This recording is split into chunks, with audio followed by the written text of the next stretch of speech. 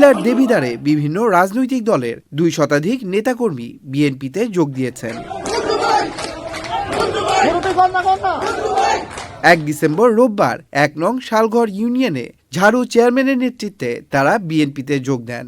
এ সময় চিকিৎসাজনিত কারণে ঝাড়ু চেয়ারম্যান দেশের বাইরে অবস্থান করায় তার অনুপস্থিতিতে আলম হাজারী মেম্বার ও টিটু মাইশানের নেতৃত্বে এই যোগদান কার্যক্রম সম্পন্ন হয়।